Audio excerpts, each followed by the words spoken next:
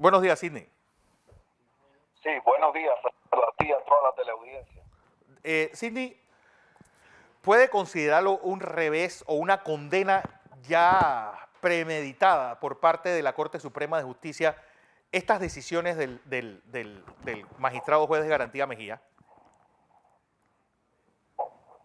Mire, aquí hay cosas que no he visto en mis 30 años de ejercer la profesión.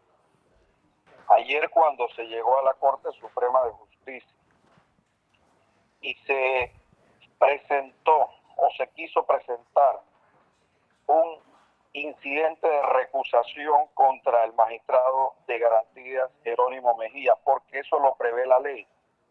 Los jueces de garantías que participan en la fase de investigación no deben participar en la fase intermedia antes de ir al tribunal de juicio.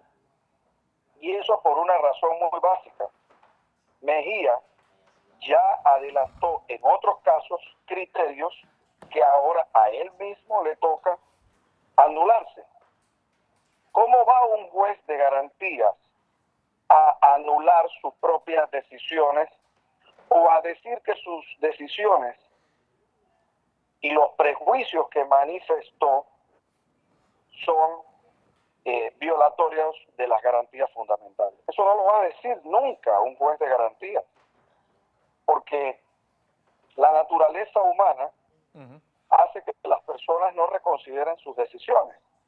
Y ya temas que ahora él en esta fase debe indicar si violaron o no garantías fundamentales, ya él en otros casos donde actuaba contra Ricardo Martinelli, él dijo que estaba de acuerdo con todo lo que se había hecho.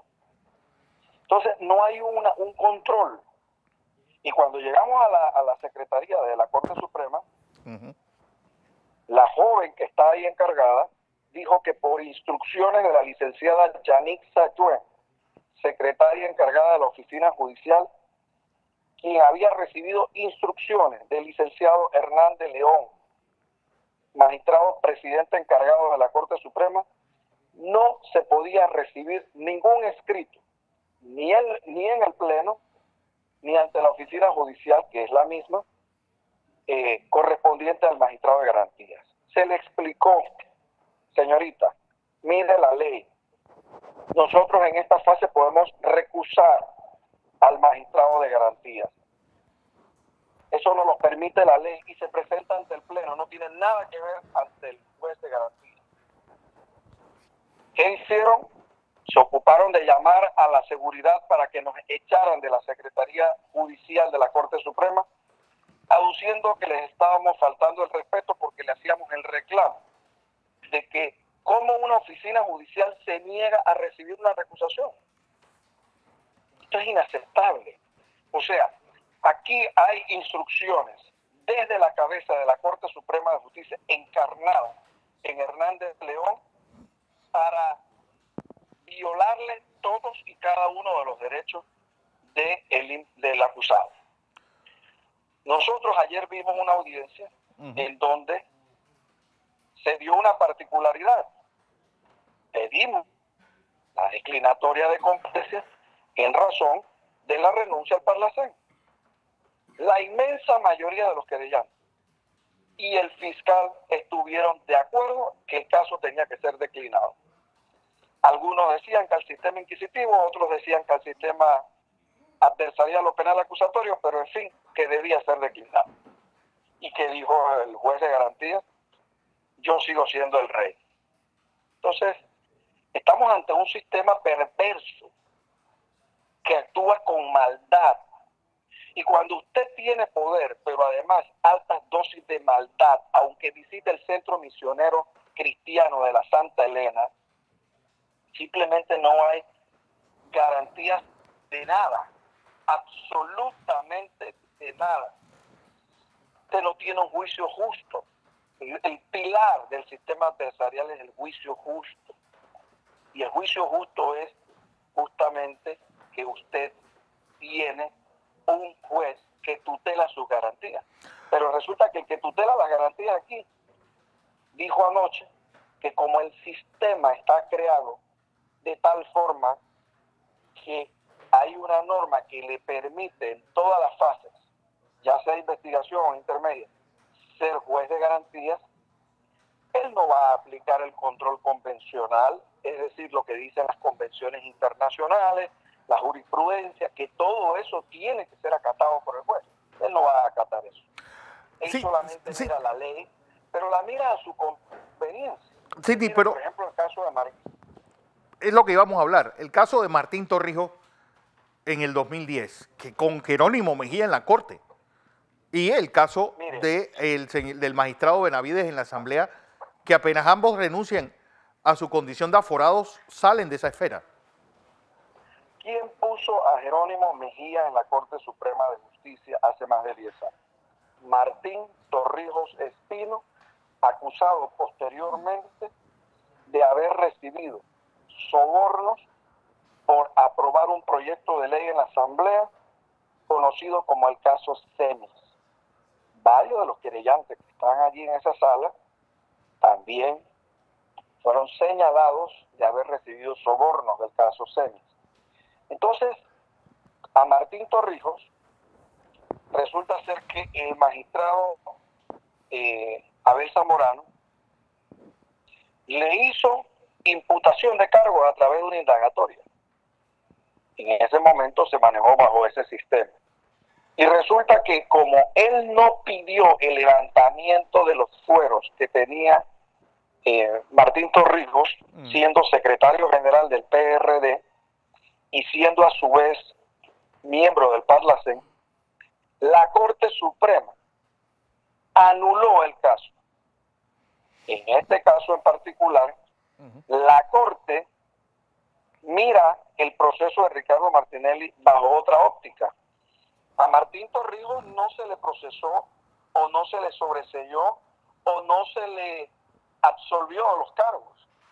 El caso Cemis quedó como una mancha en la historia de esta república, en donde el presidente Martín Torrijos se tiró por la cocina, huyendo precisamente para no ser juzgado, y fue beneficiado con una nulidad del proceso.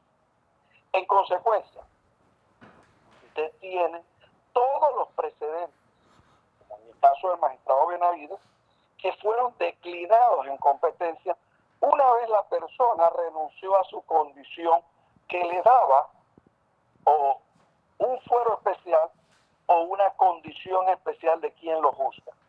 En este caso, no lo han visto así. Lo que le quiero plantear, licenciado Correa, es de que este proceso es un proceso tan viciado que es el único proceso que yo recuerdo en todo el sistema penal acusatorio de la República de Panamá en donde a Ricardo Martínez no se le imputó. Es la única persona juzgada en ese sistema que no fue imputado. Es la única persona que no tiene derecho a una doble instancia. Y es la única persona donde sus fiscales actúan como jueces al mismo tiempo. Tanto así que en la recusación o en la solicitud de impedimento que planteó el colega, brillantemente, el colega Luis Eduardo Camacho González, dijo anoche que en aquella decisión del caso de indultos, el quinto voto que favoreció el concepto de que se puede obviar la imputación bajo el pretexto de que cuando se admite una denuncia o querella ya eso constituye imputación, fue precisamente el magistrado Harry Díaz, el mismo que actúa como fiscal en este caso. Es decir, yo no sé lo que significa la palabra conflicto de interés.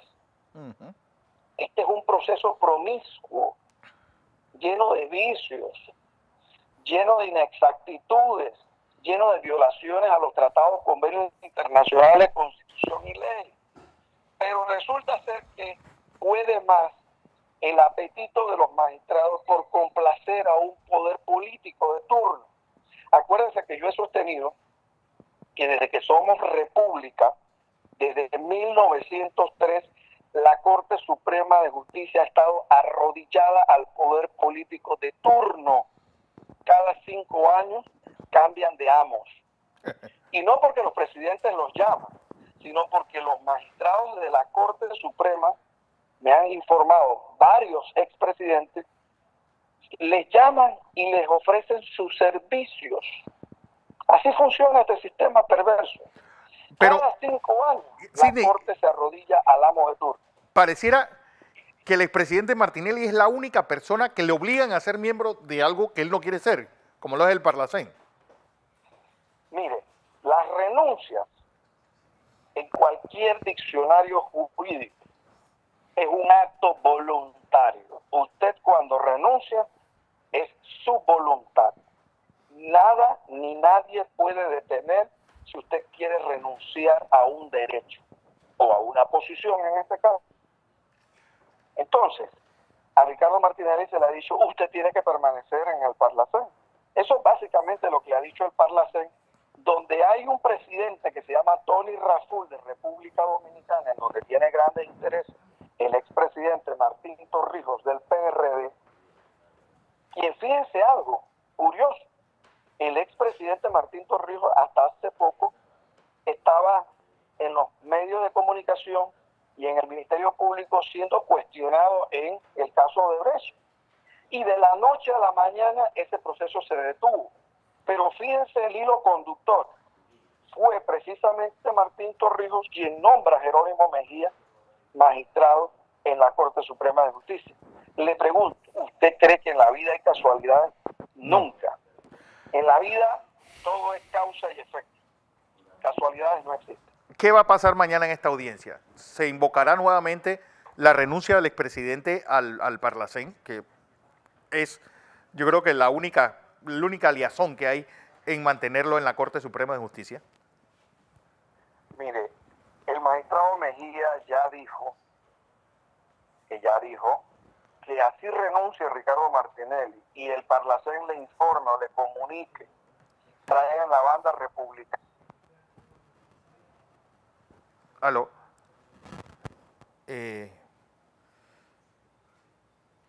Pues vamos a seguir en esta entrevista manteniendo comunicación, Sidney. Así que eso va a ser invariable, eso no va a cambiar. Ok, pero entonces, no entiendo. Es decir, que lo de la renuncia al Parlacén es como si no se hubiera hecho y se va a obligar al presidente a estar en el Parlacén para poder que la Corte lo juzgue, punto y se acabó, palabra de Dios. O sea, en esta fase, acuérdense que el proceso penal acusatorio tiene diversas fases.